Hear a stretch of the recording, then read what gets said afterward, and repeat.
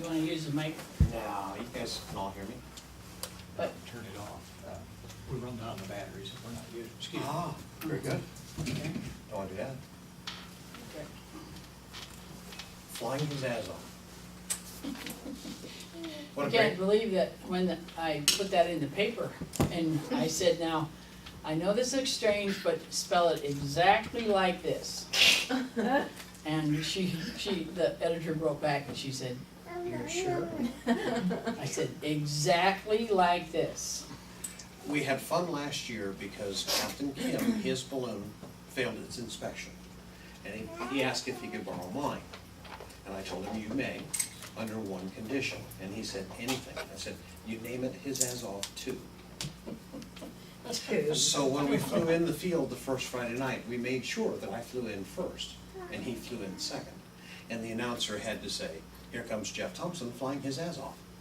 Here comes Kim McCourt flying his ass off too. And it was priceless. It was absolutely priceless. And of course, on the application, the first year that we did that, I wrote in parentheses, rushing for good luck. And so they went, oh, okay. And they printed it in all the papers and nobody said a word about it. And it was on the posters and in the newspaper and in the program. And you could see people when you flew over the field. And the announcer says, here comes Jeff Thompson flying his ass off. And you could see people on the ground go, what'd he say? And they're looking in the program and they find the picture of the balloon and it says Jeff Thompson flying his ass off. And you could just see the people even from the air, you could see them going, it was priceless. Priceless, priceless, priceless. Well, Becky asked me to come talk, and I agreed to do it, and thank you all for showing her up. I was a little, I had no clue why she wanted me to come talk. You know, I really don't consider myself a pioneer. I was just around in the early days and got to do a lot of really cool stuff. And when I saw the advertisement, Ballooning Pioneer, I said, well, wait a minute, you know, I'm not a pioneer. I just had a baby. So I looked it up, and it says someone who does a whole bunch of stupid shit and lives long enough to talk about it. I guess I qualify. That's him. That's me. So you know, I got involved in ballooning. I started flying hot air balloons in 1975 at the ripe old age of 15 years old. But a lot of people don't know. I mean, many people in the balloon world here know that. They know how long I've been flying the hot air balloons. But a lot of people don't realize that my balloon career or my balloon experience began several years actually earlier. When we came as a family to watch the United States National Balloon Classic, or Championships, in Indianola, back when I was a kid. And see if we can get this. Mom and Dad took us and brought us down here to watch the competition. This was when it was held on the Indianola Simpson College campus. And I was infatuated. I just thought that was the most incredible thing I'd ever seen in my life. At that time, I was only 13 years old. And it really does seem like yesterday, but it's also a galaxy far, far away and long, long ago. But the national championships spurred me to begin building tissue paper hot air balloons. And my first ones were very crude. My first balloons were literally just 2 pieces of tissue paper taped together on 3 sides, which I held over my mother's gas stove in the kitchen until I either burned my fingers or set it on fire. I stomped them out when I set them on fire. Mom never knew.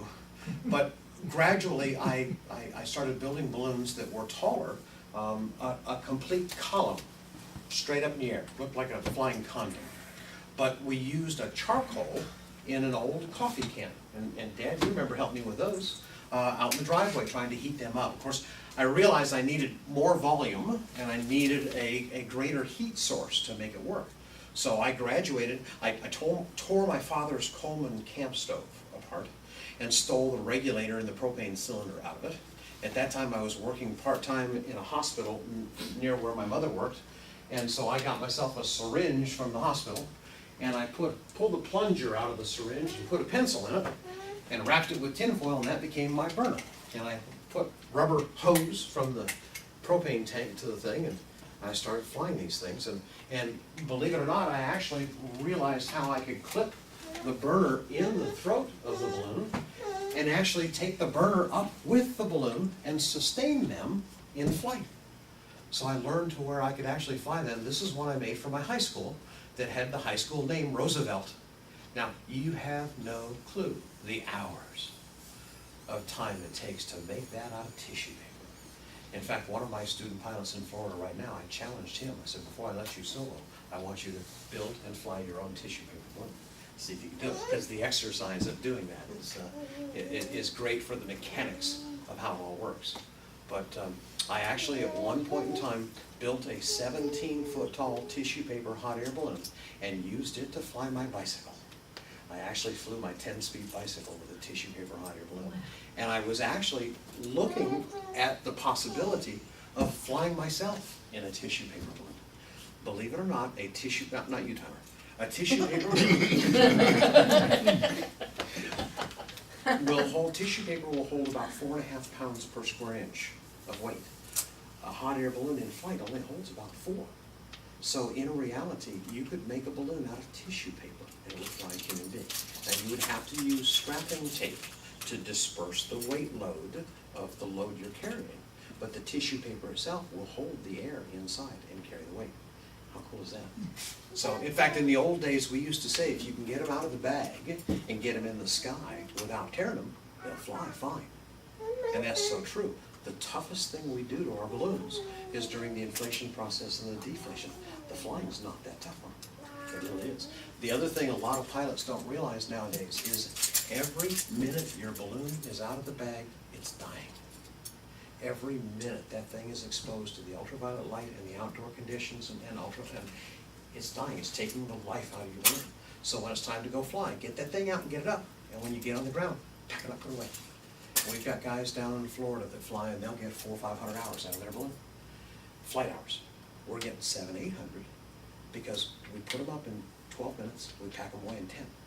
Where they're taking 35, 40 minutes to put a balloon up and taking 35, 40 minutes to pack one away. So at the end of the day, their balloon is exposed to the outdoor elements for almost 2 hours, and ours is for about 1 hour and 20. So, and that time adds up. Anyway, so then came the thing that changed the lives of the Thompson family. We went to a sports show in Vets Auditorium in downtown Des Moines, and they had a balloon there. Now this wasn't the balloon they had, but they had a hot air balloon. Phil Gray had a hot air balloon inflated inside of Vets Auditorium. It was a sports show. So I got all the literature and information, talked the guy's ear off, and I was only 15 years old, but I called him on the phone, and I said, I want to learn how to fly a balloon. And he said, how old are you? And I said, well, I'm 14, but I'll be 15 next month, as if that was going to make some sort of difference. And he said, well, I need to talk to your parents. And I'm, okay. So that night at the dinner table, in front of 2 brothers and sister and mom and dad, I said, oh, by the way, we've got a meeting next Saturday to talk to a man that's going to teach me how to fly a hot air balloon. Poor mom and dad were speechless. Said not one word. In fact, it wasn't until the next day that they agreed that we'll go talk to him. And we went down and found out that it was a pilot license, just like a helicopter or a plane. You have to go through flight training and ground school and written tests and solo flights. And so they agreed to let me go through my training, and I started my flight training. And the first flight, we went and we met Phil Gray, and we launched from the Simpson College campus. I may have to bounce back and forth on some slides here, guys. But met Phil Gray. Yeah, forgive me on that. Oh, God. Oh, what a cutie pie. Things to come. We went and met Phil Gray at the Simpson College campus launch field, right in front of the dorms. And first flight lesson, Mom and Dad found out that it was a pilot license, so there was a standard you have to meet. And they figured if I could meet the standard, then I must be okay to do it. So we agreed to take the flight training. Now, Phil Gray, he was very clear about the fact that it was going to be $1,000 for your flight training, or it was going to be $175 an hour if I backed out of it. I wrote him a check for $1,000 because I wasn't backing out. My first flight in a hot air balloon was a flight lesson. It wasn't take me up and teach me see if I like it. It was take me up and teach me how to do this. And so that was the field right there. And as corny as this sounds, guys, every time I come to Indianola, we go there first and stand and look at that field, because that's where it all started. But I remember being a 13-year-old kid sitting in that crowd and watching the balloons lift off and fly over my head, and have a very distinct remembrance of Captain Fogg, Danny Floatin, floating over top of us in his lawn chair. Of course, I remember Don Kirsten and all those guys as well. Anyway, so signed up for flight lessons, and we go to that field. We go to that field to launch the first time, and my mother and father were there, and Dad asked, well, what do we do? Do we stay here and wait for you to come back? And Phil said, no, balloons don't come back. When we take off and fly away, you're going to have to chase after us. So we took off, Phil Gray and I, and we flew low and went down to the southwest of town, climbed up a little bit, took it up, and found it later coming back, and we actually flew back and landed on the balloon field. And so Mom and Dad chased us downwind and turned around and chased us all the way back. Well, took off from the balloon field, climbed up nice and high, and this time we went off to the northeast, came down low, came back, landed at the balloon field. And my poor Mom and Dad thought he was nuts. What do you mean you don't come back and you flew all the way around and came right back to your field? Right? Yeah, the only time I would see that for years and years to come. But we started our flight training there, and 4 days before my 16th birthday, Phil Gray actually let me take his balloon on solo flight. Solo flew the balloon, landed. It was in the wintertime. It was November, cold. Landed on the lake, slid across the top of the ice on the lake, landed the balloon. Came back afterwards, signed all the paperwork, and my 16th birthday, I got my pilot license before I had a driver's license for a car. And wanted desperately to get a balloon. And I'm gonna go back, guys, on the slides here.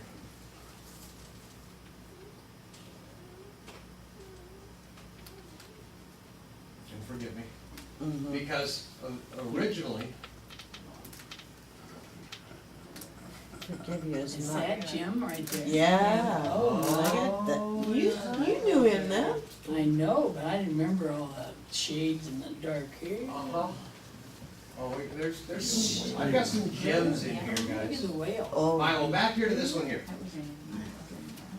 This was the first balloon that I wanted to buy, was the Indianola Club balloon. And it was an old, oh,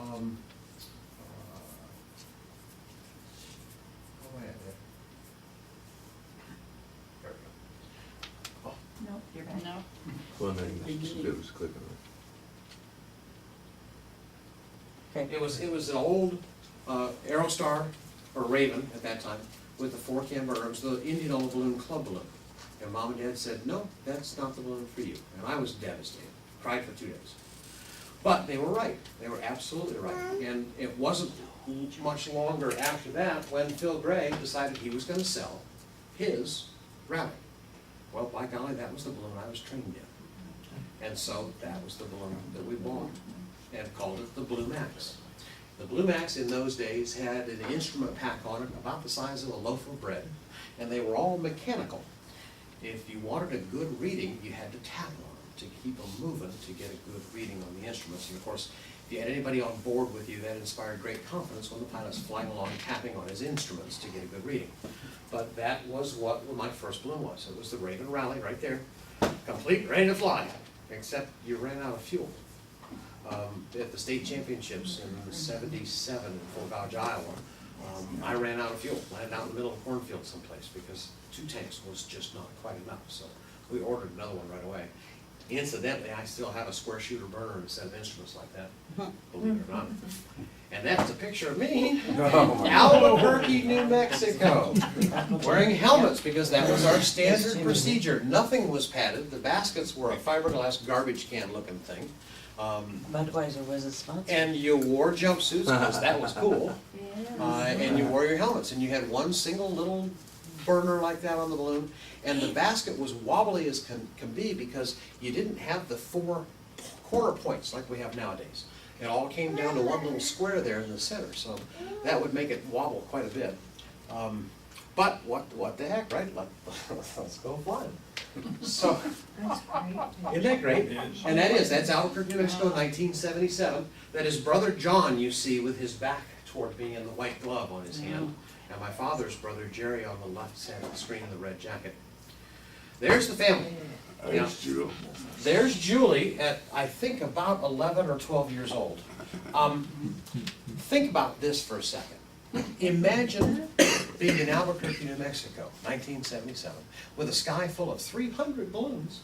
And in one of those balloons is your 17-year-old son and your 11-year-old daughter by themselves. Can you imagine what was going through my poor parents' head? You know, I'm not sure many parents would let their 17-year-old take the 11-year-old on their own to the mall, let alone up in a balloon. But here's Julie in the picture here. There's my mother, bless her heart, love you to death, and Dad.